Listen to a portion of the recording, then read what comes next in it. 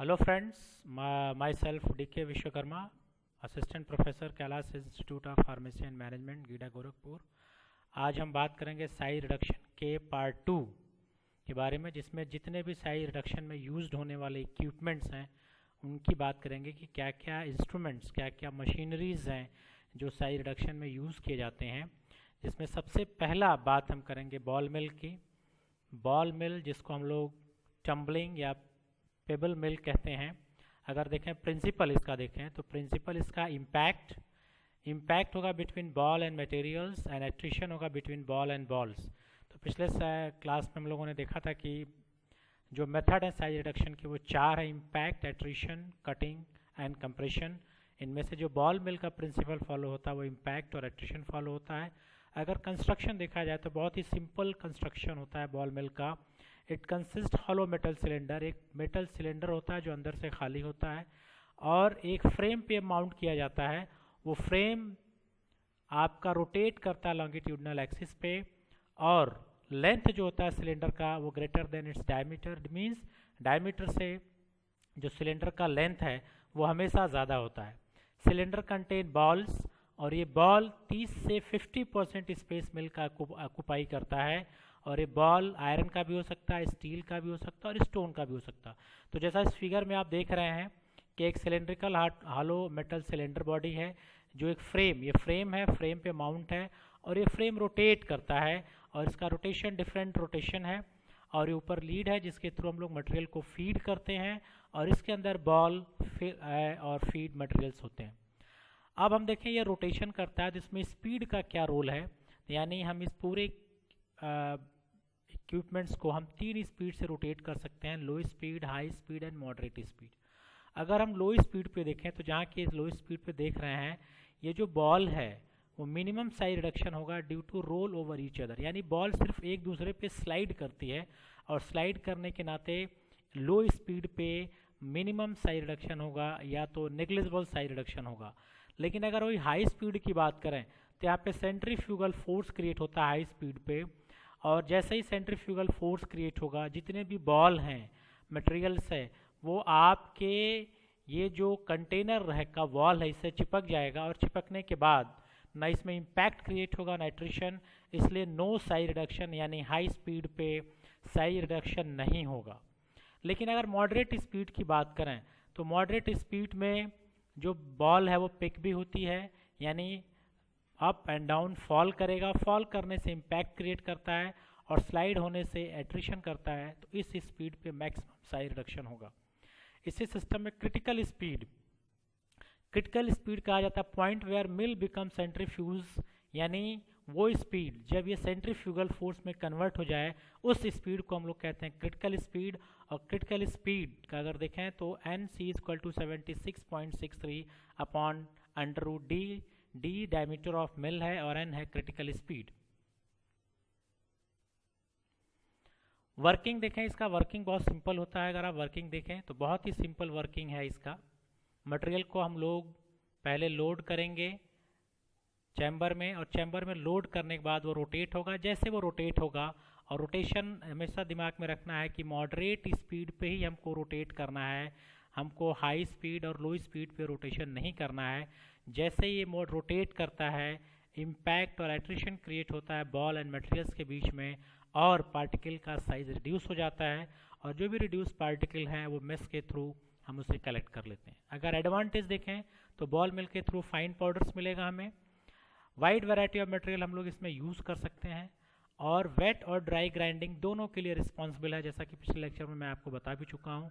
और various shape and size का ball हम लोग यूज़ कर सकते हैं। अगर डिसएडवांटेज की बात करें तो वेरी नॉइजी मशीन, बहुत ही ज़्यादा इसमें आवाज़ होती है बॉल की वजह से।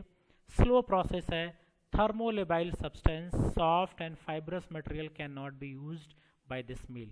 क्योंकि पिछले क्लास में मैं बता चुका हूँ कि जब भी हम साइज रिडक्शन करते हैं तो इक्विपमेंट से हीट जनरेट होती है, और ये हीट आपके थर्मोलेबाइल सब्सटेंस के लिए सुटेबल नहीं है, क्योंकि हम ये जानते हैं कि थर्मोलेबाइल सब्सटेंस वो सब्सटेंस होते हैं जो टेम्परेचर, एक्सेस टेम्परेचर या हाई टेम्परेचर की प्रेजेंस में अपनी प्रॉपर्टी को लॉस करते हैं। तो इस सिस्टम में हम लोग थर्मोलेबाइल सिस्टम नहीं यूज़ करते हैं। सॉफ्ट मटेरियल जैसे हीट जनरेट होगा वो स्टिकी नेचर का होगा और वो आपके इक्विपमेंट्स के वॉल से चिपक जाएगा। तो thermolabile soft and fibrous material के लिए कभी भी बॉल मिल का यूज़ हम लोग नहीं करते हैं। यूज़ देखें तो मिलिंग ऑफ डाई के मिल करते हैं, पिगमेंट और इंसेक्टिसाइड को मिलिंग के लिए, साइड रिडक्शन के लिए हम लोग बॉल मिल का यूज़ करते हैं। अब है फ्लूइड एनर्जी मिल, बात करेंगे फ्लूइड एनर्जी मिल का। फ्लूइड एनर्जी मिल को हम लोग जेट मिल भी कहते हैं, इसका नाम जेट मिल भी है, माइक्रोनाइजर भी है और अल्ट्रा फाइन ग्राइंडर्स भी है। और इसका प्रिंसिपल अगर आप देखें तो इम्पैक्ट और एट्रिशन भी, इसमें भी प्रिंसिपल इन्वॉल्व है, वो है इम्पैक्ट और attrition.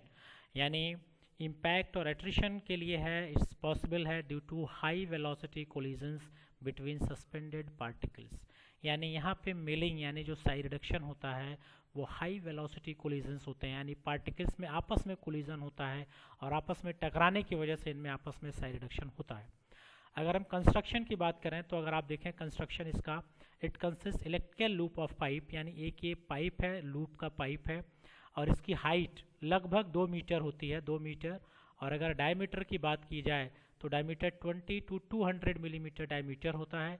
Feed inlet is fitted with air flow, यानी यहाँ पे फीड इनलेट एयर फ्लो के साथ हम लोग इसको देते हैं।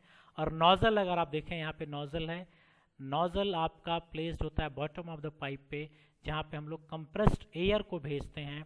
और कंप्रेस्ड एयर जो यूज़ किया जाता है वो 600 kilo pascal to 1 mega pascal के प्रेशर तक यूज़ किया जाता है। इनर्ट गैस हम लोग यूज़ करते हैं, हमेशा इनर्ट गैस यूज़ किया जाता है, क्योंकि हमें पता है कि अगर हम सिंपल एयर यूज़ करेंगे तो उसमें ऑक्सीजन होगा और वो हमारे प्रोडक्ट का ऑक्सीडेशन करेगा। इसलिए always use inert gas are use to minimise the oxidation of compound.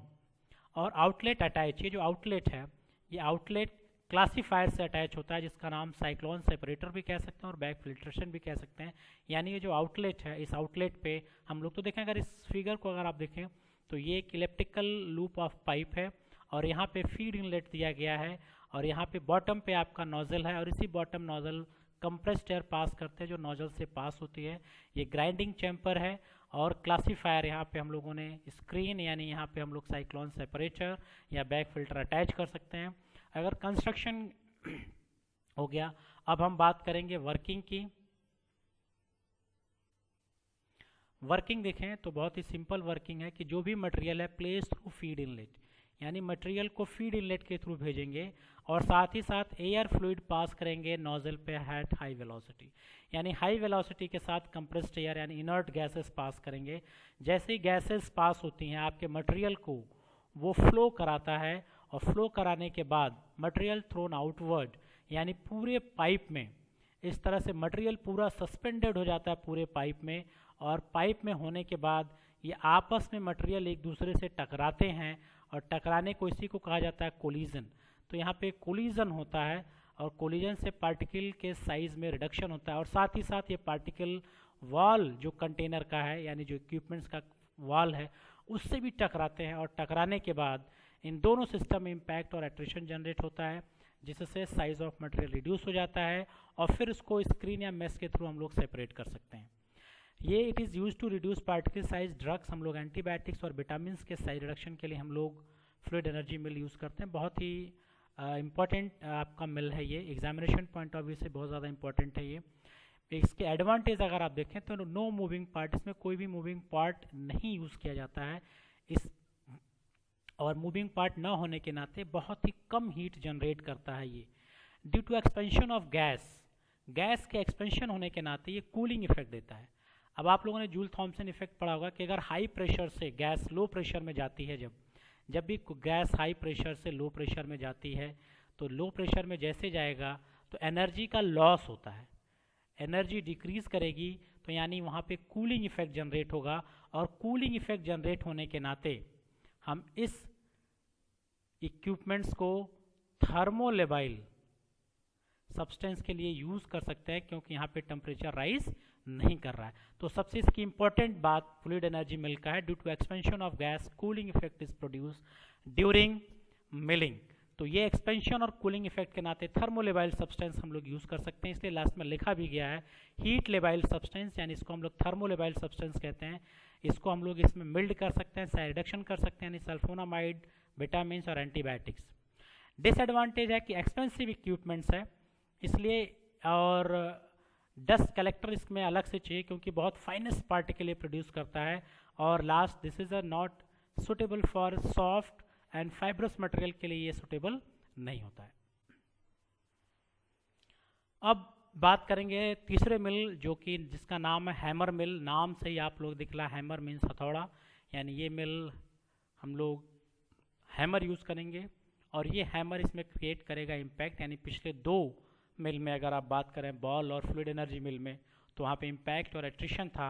Hammer mill में बात करें तो यहाँ पे आपका इम्पैक्ट क्रिएट हो रहा है जो हैमर और मटेरियल के बीच में क्रिएट होगा। अगर आप इसका कंस्ट्रक्शन देखें तो ये मेटल की एक केसिंग है यहाँ पे, यानी यहाँ पे एक लिखा गया है मेटल केसिंग होता है जिसमें सेंट्रल सैफ्ट होता है। वो सैफ्ट जिससे हैमर अटैच्ड होता है और वो सैफ्ट रोटेट करता है अपने एक्सिस पे, और अगर वो अपने एक्सिस पे रोटेट करेगा तो ऑब्वियस सी बात है कि हैमर भी रोटेट होगा। 4 और मोर हैमर्स यानी 4 या 4 से ज़्यादा हैमर आपके सेंट्रल सैफ्ट से अटैच होते हैं।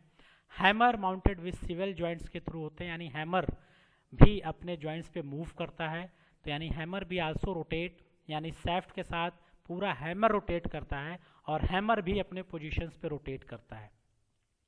Lower part of casing consist screen. अगर यहाँ पे देखें तो स्क्रीन है, यहाँ पे इस स्क्रीन पे आपका मेस लगा हुआ, जाली लगी हुई है, यानी पार्टिकल साइज का जब साइज उस मेस के जाली से कम होगा तो वो प्रोडक्ट मेस को क्रॉस करके प्रोडक्ट के फॉर्म में हमें मिल जाएगा।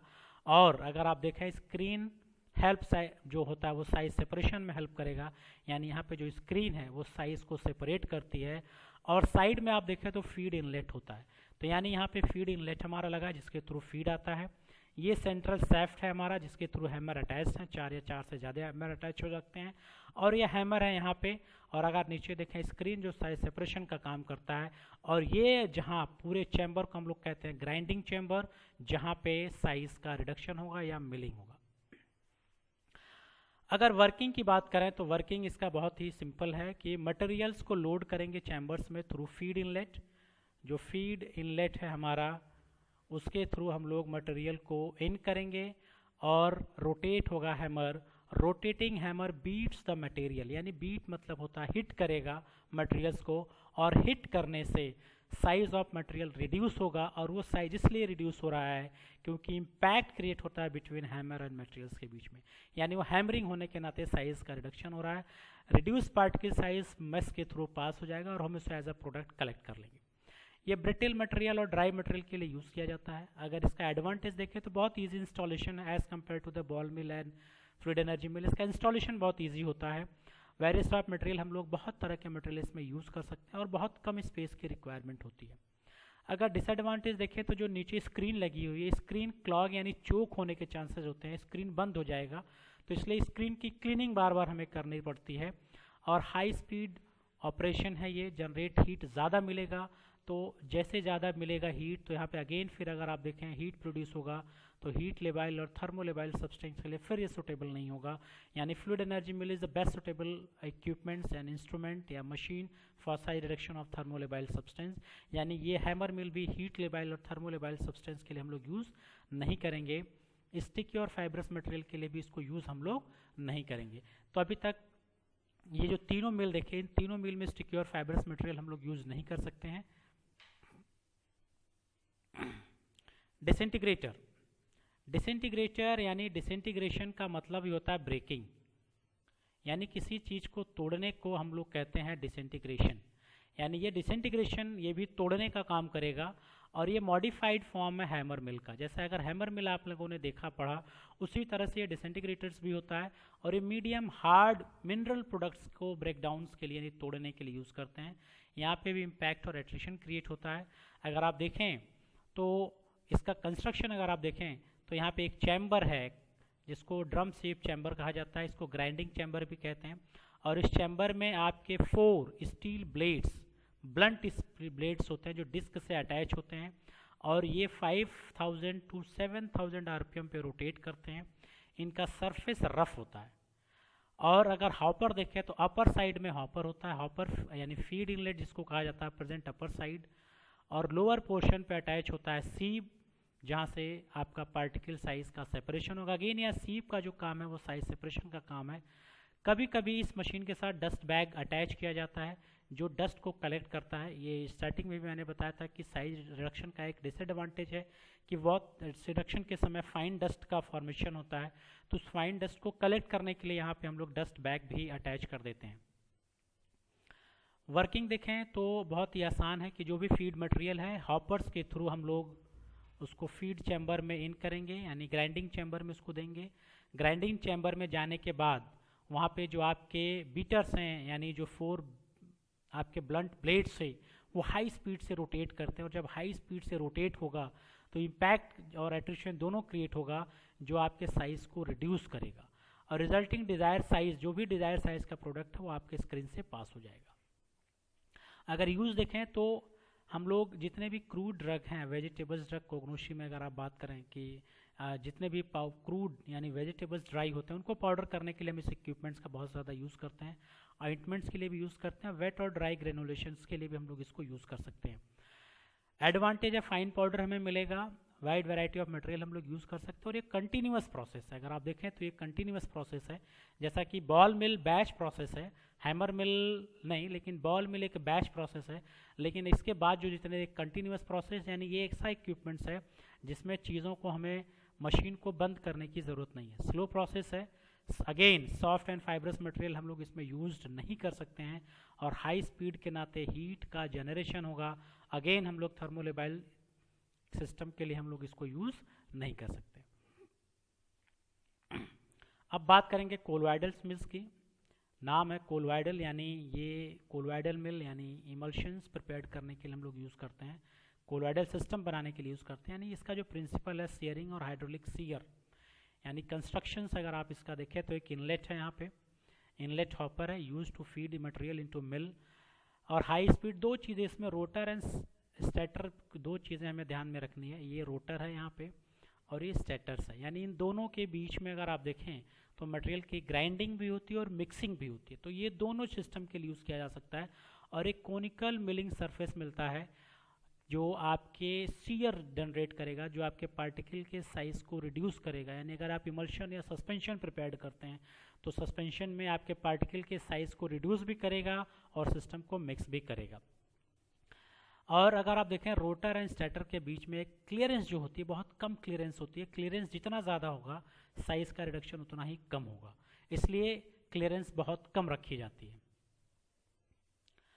वर्किंग देखें तो जैसे आपने देखा इनलेट, आप हम जो भी मटेरियल है वो मिल थ्रू इनलेट के हॉपर के थ्रू जाएगा वो, और वो गैप के बीच में जाएगा, यानी जो गैप था रोटर और स्टेटर के बीच में, रोटर और स्टेटर के बीच में, उनके बीच में जाएगा, और फिर हैवियर लिक्विड हम लोग पास करेंगे साइड रिडक्शन के बाद। जो भी हैवियर लिक्विड्स होती है उसको पास करेंगे, और फिर लाइट मटेरियल, जो भी लाइट मटेरियल का है उसको फिर ऐड करेंगे जो डिफरेंट विस्कोसिटी का होगा, और दोनों को फिर उसमें मिल करेंगे एट रेट ऑफ स्पीड, जो भी आपका हाई रेट ऑफ स्पीड होगा। एडवांटेज देखें तो एक्सीलेंट ग्राइंडिंग रिजल्ट्स मिलता है, इसमें प्रेशर भी 16 बार तक क्रिएट होता है, और पार्टिकल साइज 3 माइक्रोन तक हम लोग इसमें ऑब्टेन कर सकते हैं, यानी बहुत इफेक्टिव आपके माइक्रोन होते हैं। और ये फाइब्रस मटेरियल के लिए भी यूज़ किया जा सकता है। अभी तक आप लोगों ने देखा बॉल मिल, हैमर मिल और डिसइंटीग्रेटर्स को हम लोग फाइब्रस मटेरियल के लिए यूज़ नहीं किए, लेकिन अगर आप यहाँ देखें तो फाइब्रस मटेरियल के लिए हम लोग यूज़ कर सकते हैं। यहाँ पे हीट जनरेट होगा तो अगेन हम लोग थर्मोलेबाइल सब्सटेंस के लिए यूज़ हम लोग नहीं करेंगे। तो जैसे मैंने बताया कि ज़्यादातर हम लोग इसको सस्पेंशन और इमल्शन के लिए यूज़ करते हैं, यानी हमें पेस्ट बनाना हो, इमल्शन बनाना हो, ऑइंटमेंट बनाना हो, क्रीम बनाना हो, उसके लिए हम लोग यूज़ करेंगे। और इसको हम लोग स्टेरलाइज कर सकते हैं। सबसे अच्छी बात यह है कि इस इक्विपमेंट्स को स्टेरलाइज किया जा सकता है, तो स्टेराइल प्रोडक्ट्स बनाने के लिए भी हम लोग इसको यूज़ कर सकते हैं। हमारा चल रहा है कि प्रिवेंटिंग कोरोना वायरस, पिछले लेक्चर्स में मैंने बताया था।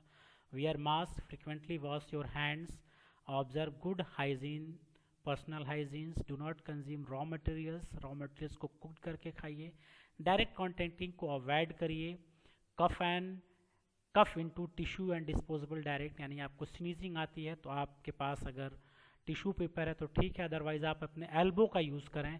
और अगर आपको कोई भी सिम्टम्स फीलिंग अनवेल तो कंसल्ट योर डॉक्टर्स, क्योंकि हमको कोरोना को यहाँ से बाय बाय करना है, कोरोना को भगाना है। तो thank you very much for listening this video.